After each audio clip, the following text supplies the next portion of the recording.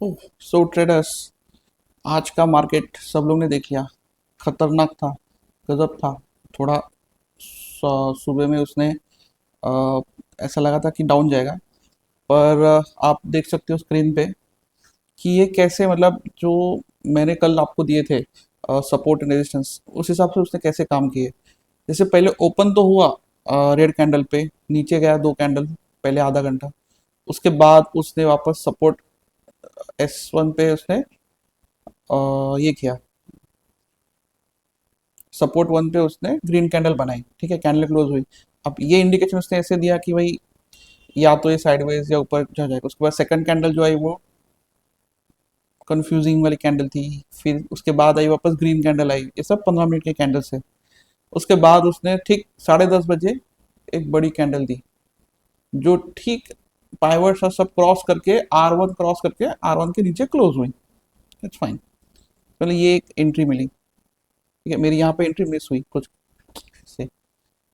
अब यहाँ पे R1 के ऊपर मैंने सोचा कि R1 के ऊपर जाएगा तो मैं एंट्री लूंगा, पर नेक्स्ट कैंडल पे R1 के नीचे थी, तो उसने रेजिस्टेंस का ऊपर, रेजिस्टेंस के ऊपर कैंडल क्लोज नहीं हुई।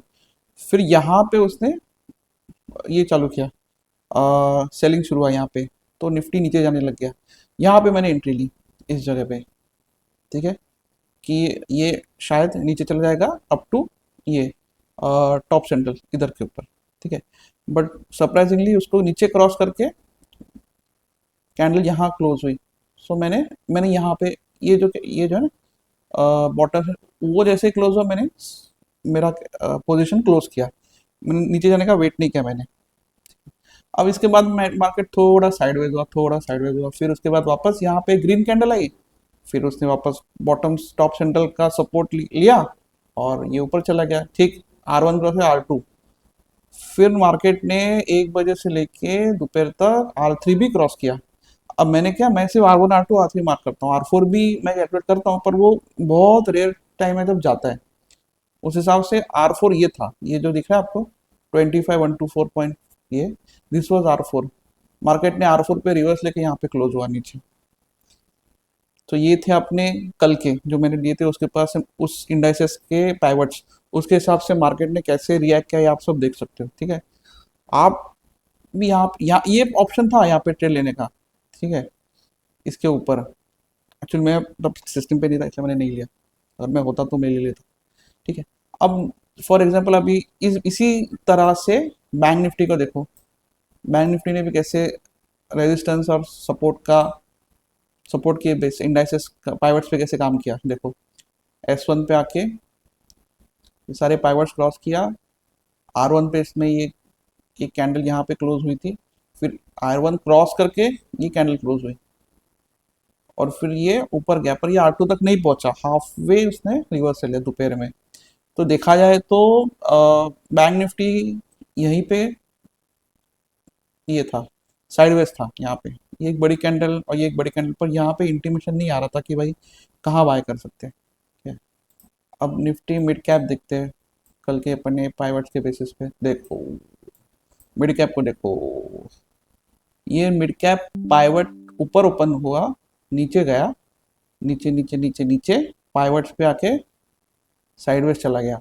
और फिर सेम जहाँ जिस टाइम निफ्टी ऊपर गया उस टाइम उसी टाइम पे ये भी ऊपर चला गया, R1 क्रॉस करके R2 पे उसने पोजीशन होल्ड किया, दोपहर का सेशन क्लोज किया, ठीक है।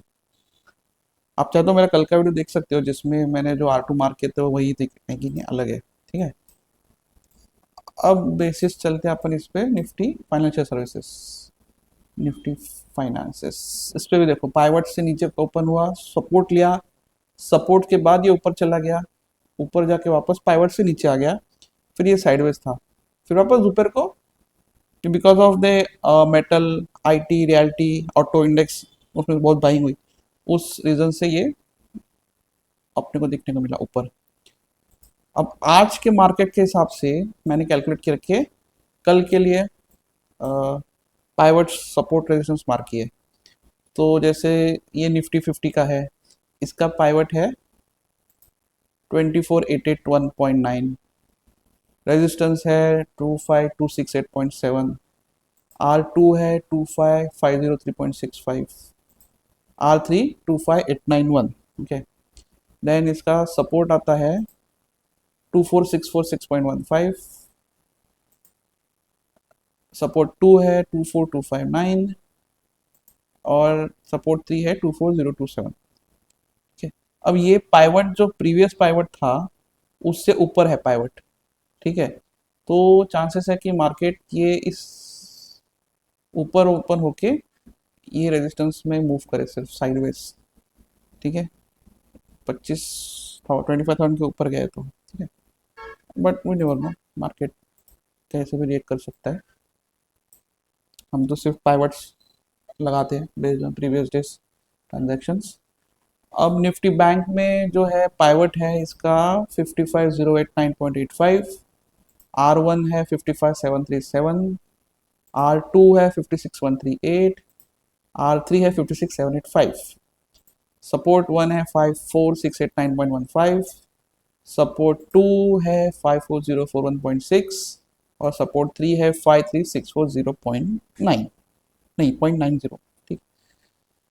बैंक निफ्टी बैंक का पता नहीं, शायद काफ़ी टाइम से साइडवेज ही चल रहा है ये। अब देखते हैं मिड कैप, मिड कैप में भी पाइवट ऊपर चला गया है।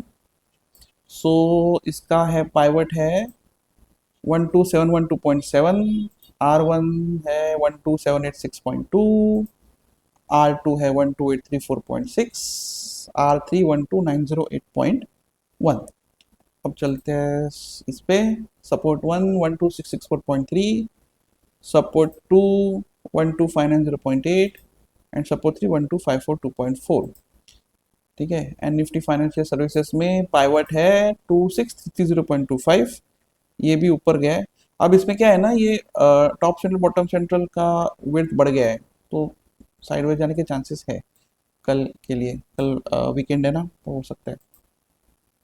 तो 26694.3 resistance, resistance 2 is 26915, resistance 3 is 27279.05, support है इसका 26109.55, सपोर्ट 2 25745.5 एंड सपोर्ट 3 है 25524। अब इस पाइवट्स के ऊपर कल ट्रेड करेंगे, कहाँ ओपन होता है कहाँ क्लोज होता है, कैंडल क्लोज करने का वेट करेंगे, उसके बाद एंट्री करेंगे ऑन क्लोजिंग, ठीक है। Same for mid select, I mean mid cap, same for bank Nifty and same for Nifty. अब कल का मार्केट, ये तो मैं डिलीट कर देता हूँ क्योंकि अभी ये नहीं है। सो लेट्स सी कल मार्केट कहाँ खुलता है और कल अपन कैसे अपने पाइवट्स काम करते हैं मार्केट रिएक्शन पे, okay. See you, bye bye.